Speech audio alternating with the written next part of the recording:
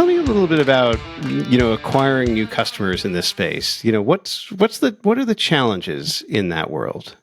Yeah, fortunately, we've been in these spaces for quite some time, for several decades, and the current ownership family has had the company for about 25 years next year, so that's great.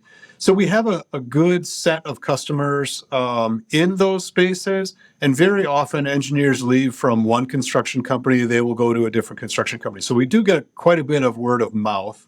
But as we define our maybe top, say, 6, 8, 10 market sectors, segments, we basically go through just general marketing research to figure out who else is making similar products, who's in those markets, and who do we want to go and make an approach with. So I wouldn't say that it is a super organized account-based marketing approach, but it's on that direction, right? So if we've got 10 construction companies and we want to add another 5, we can come up with a list of 25 to try to get to that 5.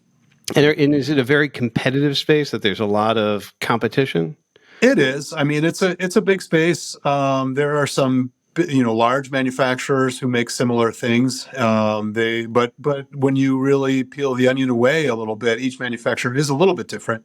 And but we're competing against some large companies, some globals, some people with more zeros after their sales figures than ours.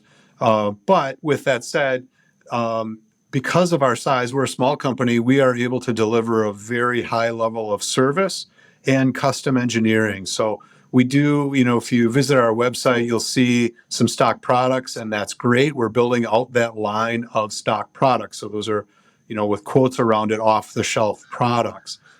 With that said, the vast majority of our business is custom. So in other words, somebody might start with a stock product. They might have a stock controller or a keypad or what have you. They say, well, yeah, that's close, but that's not exactly what I need. And then our electrical engineering guys will get involved and design a custom circuit board, and we'll get into our own manufacturing to make that.